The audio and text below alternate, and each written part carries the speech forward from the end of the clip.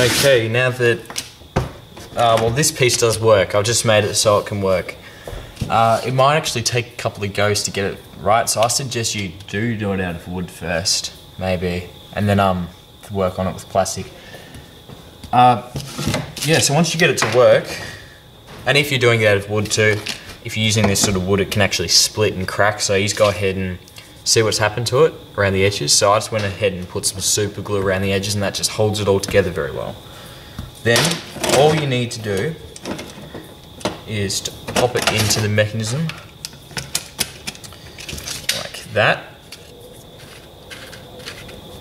and look, back, forward, and the lock moves. Same thing on this side. If it does that, pretty easy, go ahead and just pop the blade in, and it should get stuck there because of that lock. Then what you need to do is pull on the top of it just lightly and slide this forward, and you notice it can come out. Slide it back, and then you can pull it all the way forward and it won't go anywhere. You can stab stuff. No, that's how it works, so it locks into place. See, we haven't put a stopper on there so it won't come out the end, but anyway, you push on it, it won't go anywhere. You pull it back and it releases it, slides all the way back in.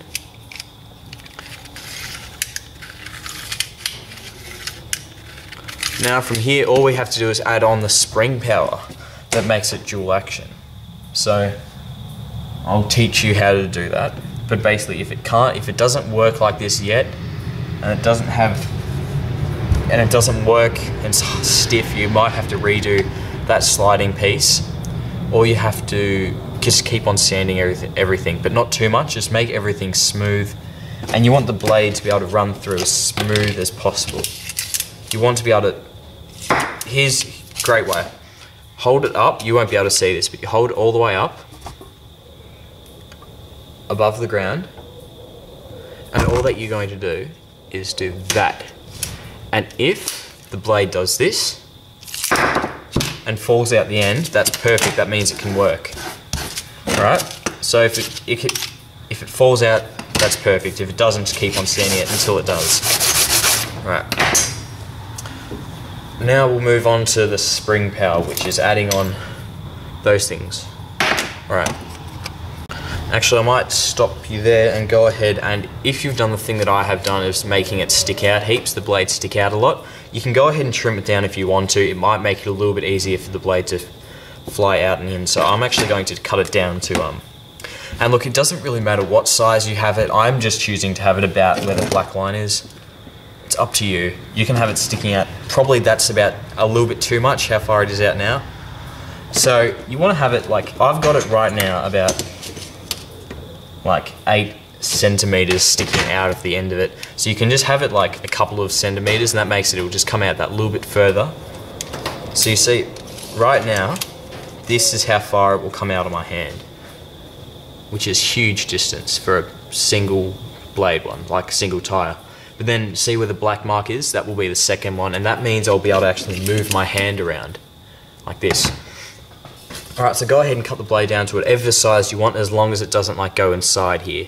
You want it just so it's like perfect. Like, you don't want to cut it so the blade will be down here or something. You just want it right, probably there's perfect, sticking out a little bit.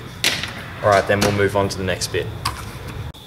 Alright, so now that you've got those lines there, we'll move on to the next bit. What you're going to have to do is grab a bunch of ice pole sticks. Alright, and I'll show you which ones. Basically, we're making something that looks like this. This isn't what it will look like, but theory sort of will look like this. Those sort of ice pole sticks. Yeah, I've got one here that I've cut down and glued a few pieces to it.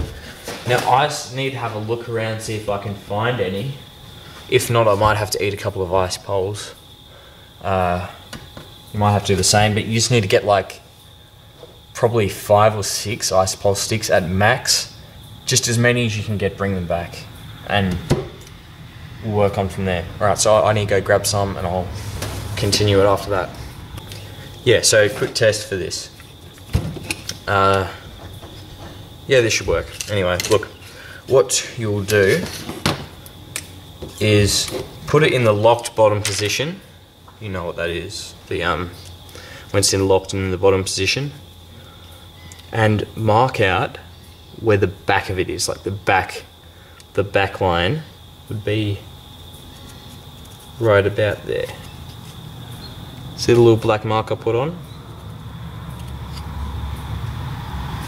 And then if you want to draw a small arrow pointing back, release it, slide all the way forward, and put your little lock latch where it is. Just hold it there, whereabouts it usually is. Let it go, and then do the same line, just like that. And draw a little arrow pointing up. Take the blade out and then take your sliding piece. Sorry, it's a car going, if you can hear it. Basically from now on we'll be calling this the slider. That's what I call it. You're going to put the slider in the right way. You're going to move it all the way up. And you can see where, have I done this right? Yep. You're going to push it all the way up to the very back of it. Alright. Hang on, I'm just double checking to make sure I've done all this correctly. Yeah, go ahead and draw a line